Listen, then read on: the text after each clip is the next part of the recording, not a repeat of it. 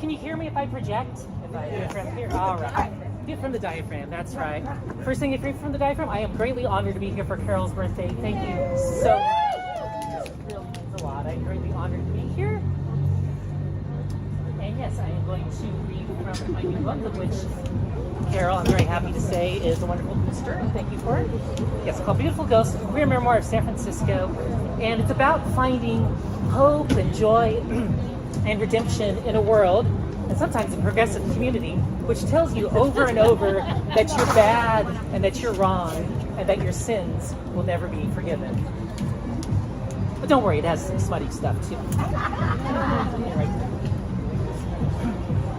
This is a story called A Walking Study in Demonology. As 2006 progressed, Anais and I had our first fights, spats, and vehement disagreements. We were still in love, I was sure of that, but our entropy was increasing. She wanted to spend more time away from me, and my own restlessness was returning. We had known from the start just how this would end. We were always clear that we were not going to be monogamous, that we would keep things open to new possibilities, but my old fear became overwhelming. And on the first Tuesday of May 2006, I went to Divas with intention. I arrived at 1:45, and the pickings were slim. Many cis men and a few motherlode girls. Nothing for me, and that was okay. It was all about patience. And I found the glow of the purple neon, the motherlode sign behind the bar, to be comforting. A home fire that was always burning. A cis woman walked in at midnight and ordered 2 drinks, though she didn't seem to be meeting anyone. She flirted with the motherlode girl to no avail, and when she was alone a few minutes later, I approached her and told her the only reason I wasn't offering to buy her a drink was that she already had 2. Math is power. With a broad smile, she patted the stool next to her. She told me her name was Ryder, and that she was looking to pick up a trans woman. And I told her my name was Sherilyn, and that I was looking to pick up a cis woman. And we established that we were both in open relationships, our semantics going from general to specific for her, partner, wife, Rusty, and me, partner, girlfriend, Anais. Ryder said Rusty knew she was out cruising, and I was vague about what Anais knew. We told each other about ourselves, occasionally interrupting to gush about how hot we found the other, one hand always on the other's leg or waist. Ryder was in her late 20s, and she was currently appearing in the second most rented porn movie at Good Vibrations, after Pirates, of course. Yeah, you remember that. And Ryder finally asked the question which had been implied from the start, but needed to be spoken aloud. Will you spend the night with me? I wasn't sure if waking up next to a porn star in a Tenderloin-adjacent hotel was worthy of getting beamed with a measuring cup and slut-shamed, as I had been recently. But as I woke next to Ryder the following morning, I figured it had to be, right? This was my first one-night stand, and I wondered if the right thing to do would be to leave before she woke up and realized what a terrible mistake she'd made. Instead, when Ryder opened her eyes a few minutes later, she smiled and pulled me close. So this was not a one-night stand, but for sure it was my first real walk of shame. Just out of the Monarch Hotel in Gary Polk and around the corner of the 24-hour garage where I parked my Neon. But still, it was happening. It was a genuine walk of shame, and I could not have been prouder. I had woken up in my makeup many times over the years, but I had never felt so used up as I did now after my night with Ryder, who had been eager to delve into her bag of toys straight from the mantle clinic. Ryder was not a selfish partner, however, and she showed me how to trigger the best toy of all, her gushing orgasm, which was the money shot of the porn movie, which I hadn't known existed 12 hours earlier. We went out for sushi the following Saturday, then returned to my apartment in the Blacklight District and watched a few episodes of Twin Peaks before continuing what we'd started at the Monarch. Ryder left at 11 a.m. on Sunday, and at noon I was picked up by my friend Carla LeVay.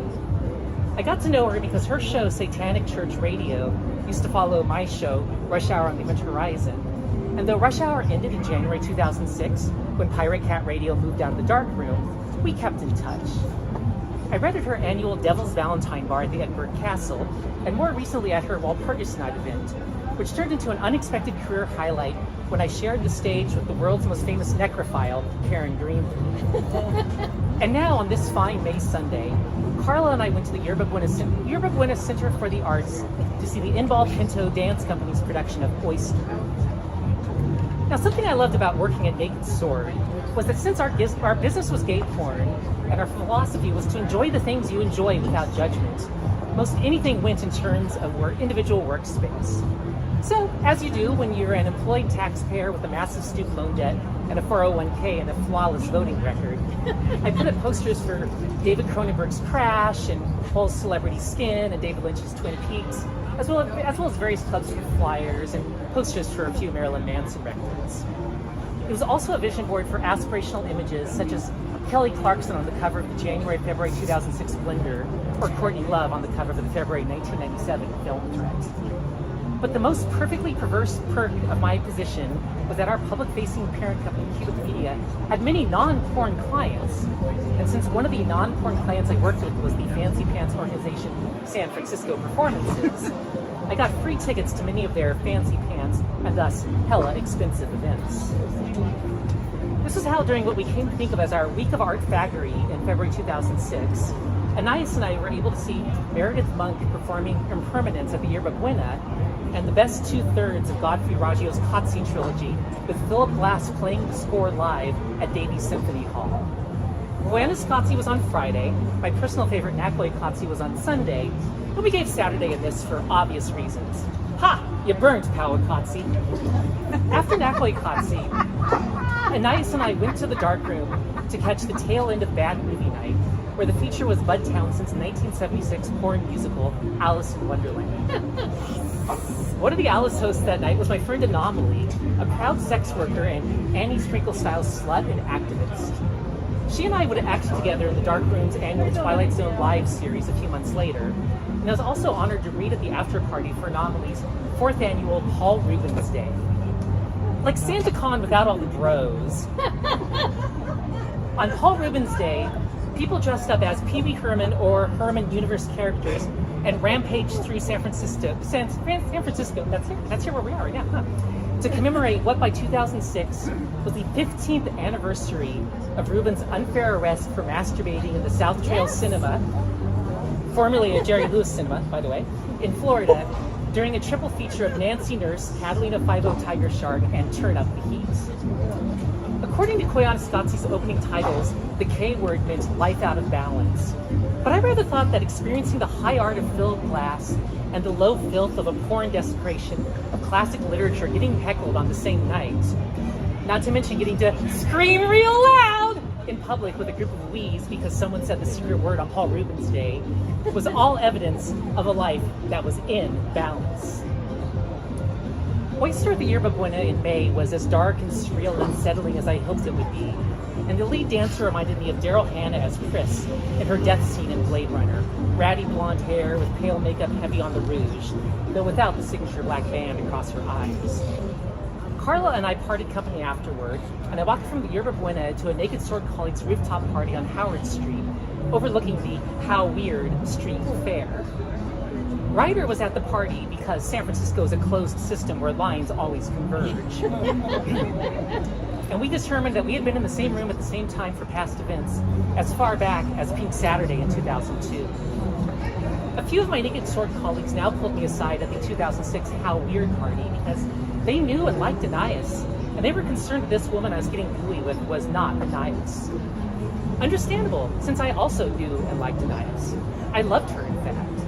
But Anais was elsewhere doing her own thing, and she would have been elsewhere doing her own thing, even if I had not been here with Ryder doing my own thing. Ryder's wife Rusty was at the party, and she regaled me with their origin story. Ryder was stripping in a sex show in 2000, while Rusty was fucking somebody on stage. Their eyes met from across the room, and the rest was romantic history. They were proud of their ability to communicate with each other, to be open about who they were and what they wanted. And Rusty was happy to meet me, this person that Ryder was currently wanting. After Rusty relocated to a party at the SF Eagle on Harrison, I took a cab back to Ryder's house.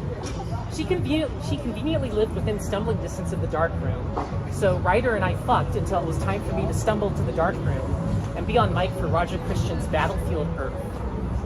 Bad Movie Night had been developing a not good reputation among cinephiles, one of whom lamented to me that it just makes us all that much more stupid. He meant it as an insult, but I will always be flattered if you ask if I'm supposed to be a vampire. So, making us all that much more stupid became Bad Movie Night's new slogan, motto, tagline, synecdoche, epitaph. You know, it's one of those big words that means like another word. I don't know, math is hard. Jeez.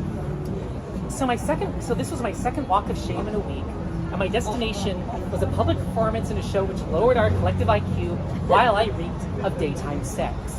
Yeah, now I really made it. One of the most common themes in the queer lit scene in those days was how much cooler San Francisco used to be.